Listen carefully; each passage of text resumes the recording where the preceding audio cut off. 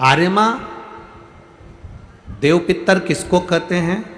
जैसे समाज में कोई अध्यक्ष हो जाता है, कोई उपाध्यक्ष हो जाता है, कोई सचिव हो जाता है, कोई मंत्री, कोई महामंत्री, कोई बन जाता है, ऐसे ही पितरों के जो देवता हैं वो आर्यमा है। पितरों के जो देवता हैं वो आर्यमा। आर्यमा ने एक निर्णय बना रखा है, अपना एक सभा बना रखी है। उस सभा में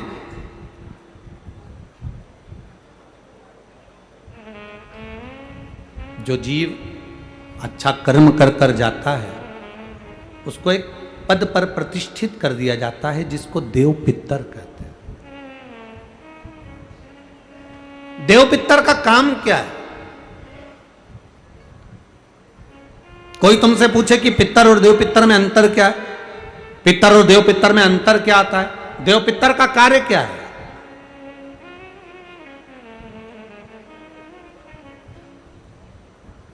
हम जब भी कोई पूजन करते हैं तो कहते हैं पितृ देवता, बोलते कि नहीं बोलते? पर आज तक हम अब ये नहीं बोलते कि देव पितर का कार्य क्या, देव पितर क्या है।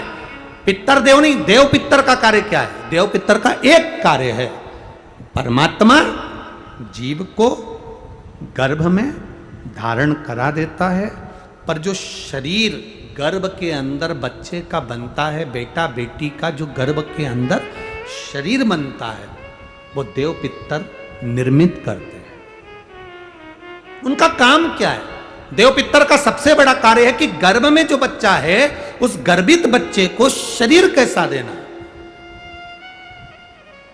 उसकी नेत्र ज्योति कम रखना है, श्रवण शक्ति कम रखना है, उसकी छाती में, उसके हृदय में, उसके दिल में छेद करना है, हड्डी को कमजोर करना है, पांव टेढ़ा करना है, हाथ टेढ़ा करना है, या उस शरीर को सही तरह से निर्मित करना। ये देव पितर का काम।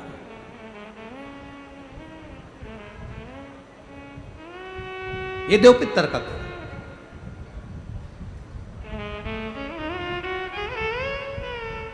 एक जैसे आप लोगों के स्मरण में होगा कि श्राद्ध पक्ष के अंदर चुटकी भर आटा दरवाजे की दोनों चौखट पर डाला जाता है।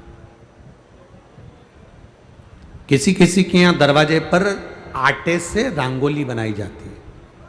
कहीं देखिए आप लोगों ने कि नहीं देखी? स्मरण में होगा किसी के, दरवाजे पर आटा डाला जाता है, वो देव पितर के भाव से डाला जाता है।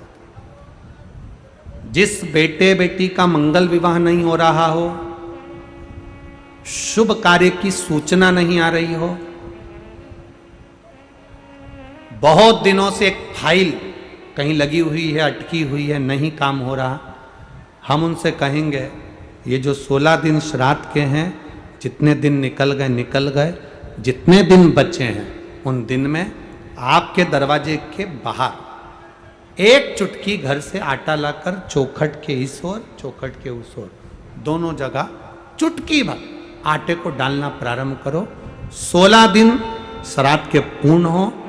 जब अमावस्या आए, किसी जलाशय, सरोवर, तालाब, बावड़ी, कुआं, उसके पास में घी का दिया लगाकर आना, बाबा से प्रार्थना कर कर आना। केवल 22 से 24 दिन निकलते हैं और घर में कोई शुभ कार्य की सूचना आना प्रारंभ हो जाती है। वो देव पितर का कार्य, वो कार्य देव पितर का। वो देव पितर किस तरह से करेगा? बेटे की शादी, बेटी की शादी, हम कहें किसी के 42 साल भी अगर उम्र हो गई है, 40 साल, 42 साल, 35 साल, 38 साल, शादी नहीं हो रही तो कर कर देखना, एक बार बाबा से प्रार्थना कर कर देखना। देव पितर का कार्य क्या है? घर में शुभ कार्य को करवाना, घर में अच्छी चीजें लाना, गर्भ में जो बच्चा है उस बच्चे को शरीर पूरा देना, ये देव पितर का कार्य है। पितृदेव और देव पितर में बहुत अंतर है, बहुत अंतर। एक चुटकी आटा, अब तो थोड़ा सा रंगोली का काम ज़्यादा हो गया, नहीं तो हमने पहले भी कथाओं में कहा है कि 3 जगह पर आटे की रंगोली काम करती है, जिसका फल 1000 गुना होता है। 3 जगह पर आटे की रंगोली काम करती है।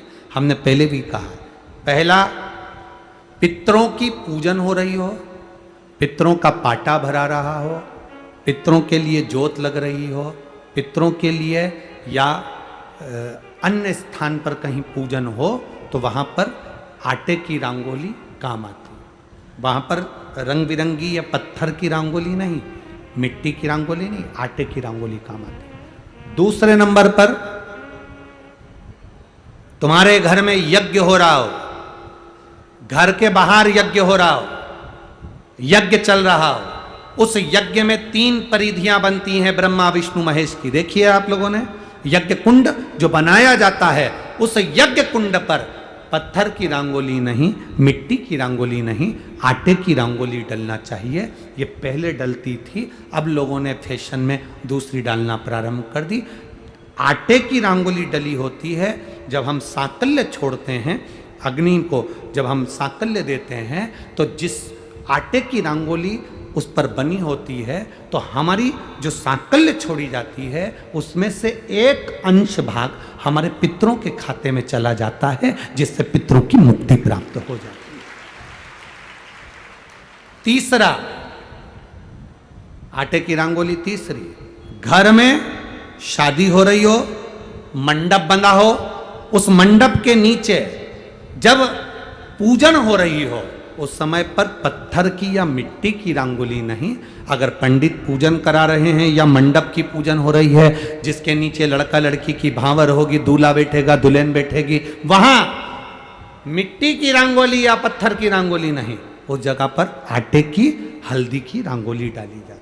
अब आपके यहाँ डालते कि नहीं डालते पता नहीं, पर हमारे यहाँ शास्त्र रीति कहती है ये 3 जगह की जो रंगोलियां हैं, ये हमको आटे की रंगोली डलने से। क्यों शादी के मंडप में पत्थर की रंगोली या मिट्टी की रंगोली क्यों नहीं डाली जाती? शादी के मंडप में, यहाँ दूल्हा दुल्हन की शादी होती है, वहाँ पंडित जी भी आटे की रंगोली डाल देते हैं, घर की बहन बेटियां आटे की रंगोली डाल देती है। उसका कारण क्या होता है? जिसकी शादी में मंडप के नीचे आटे की रंगोली डलती है, वहां पितरों को निमंत्रण नहीं देने की जरूरत पड़ती। वहां पित्र उस वर कन्या को आशीर्वाद देते हैं, जिससे उनका वंश बढ़ता है, वंश भुगतान है। और ये निश्चित है, जिसकी शादी में, जिसके विवाह में आटे की रंगोली डलकर भांवर हुई होगी, उसके घर में संतान सुख रुक नहीं सकता, उसके यहाँ संतान का सुख होता ही है। जिसके यहाँ आजकल ये पत्थर रंगोली डाल देते हैं, डाल दिया और कह दिया बस, क्योंकि आजकल फैशन में तो दुनिया जी रही है, तो वो आटे की रंगोली कौन डाले, तो वो फैशन में चल गया। तो संतान की प्राप्ति में भी थोड़ा सा, अब तुम देखो पहले का समय आज का समय कितना अंतर है महाराज।